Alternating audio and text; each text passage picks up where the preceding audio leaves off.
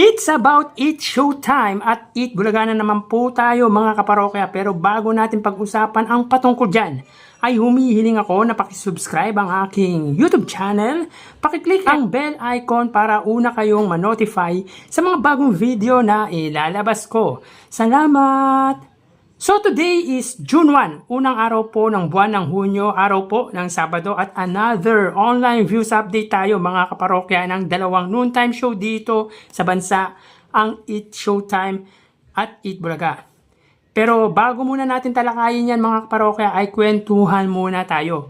Unahin natin si Maha Salvador. Siyempre hindi man siya parte ng Eat Bulaga ngayon ay masasabi natin na legit dabarkads si Maha Salvador. Nagkataon lang na nabuntis siya at nung mag-pilot ang Eat Bulaga sa TV5 ay preparing siya sa kanyang kasal with Rambo Nunez. Masasabi natin, nakasama siya sa legit dabarkads bago mawala ang Eat Bulaga sa GMA Network. So yun nga mga kaparokya, kagabi March 31, araw po ng Biyernes, ay nanganak na po si Maha Salvador sa kanyang unang baby. So nag-post po si Maha Salvador ng picture ng kanyang unang baby at ayon sa caption nito ay Our Maria. Yun po ang caption. Meaning, babae po ang anak ni Maha Salvador at Rambo Nunez. So again, congratulations Maha Salvador sa unang baby nila ni Rambo Nunez. Samantala ngayong araw po, June 1 ay hindi na po mapapanood ang Open 24/7, ang TV sitcom ni Bossing Vic Soto sa Kapuso GMA Network kung saan kasama niya dito ang mga sparkle artist si Jose Manalo at Maha Salvador. Isang taon din umere sa GMA Network ang 24/7. Ang tanong dito mga kaparokya, season break ba muna ito o talagang both parties have decided na ikat na yung partnership? Siyempre, alam naman natin, GMA Network, yung isa sa producer niyan, at yung MZ Production ni Vic Soto, ang isa ring producer ng nasabing sitcom. Base kasi sa napapansin natin ay parang ayaw pabanggit or di dapat mabanggit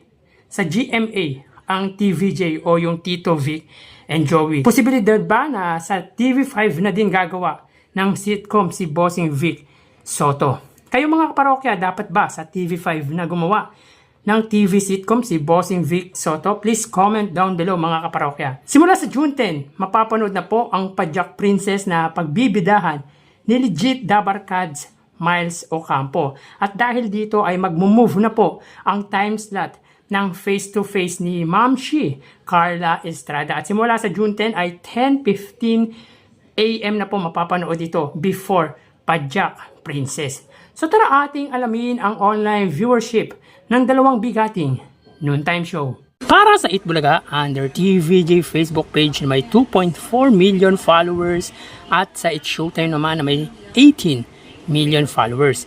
So as of 12:36, ang Eat Showtime po ay may kasalukuyang segment na especially for you. Samantalang ang Eat Bulaga naman po ay may kasalukuyang segment na Dear Eat Bulaga.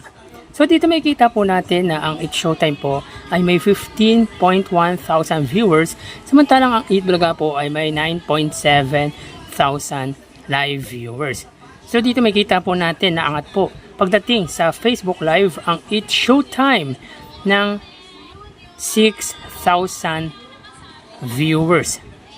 So try po natin i-click mga kaparokya para po sa Eat Showtime. Sila po ay may kasalukuyang live viewers na 15.5 thousand viewers, samantalang ang Eat Bulaga po ay may 9.8 thousand viewers. So hindi po nag-pop up ang numbers ng viewers ng Eat Bulaga pag clinic po natin. So again, dito makita po natin na 6,000 viewers po ang pagitan ng kanilang viewers pagdating sa kanilang Facebook Live. So mapunta naman po tayo sa TV Network YouTube channel at unahin po natin ang Eat Showtime. Under po yan sa GMA Network YouTube channel na may kasalukuyang subscribers na 35.3 million subscribers. So alam natin yan mga kaparokya dahil lagi po natin i-check yan.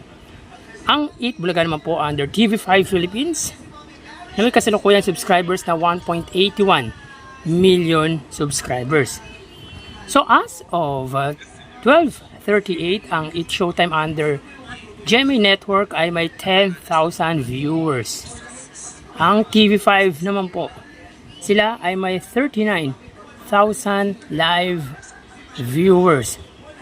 Sulitin po natin mga kaparokya, as of 12:38, ang It's Showtime under GMA Network, sila po ay may 10,000 live viewers. Ang Eat Bulaga under TV5 naman po ay may 39,000 live viewers.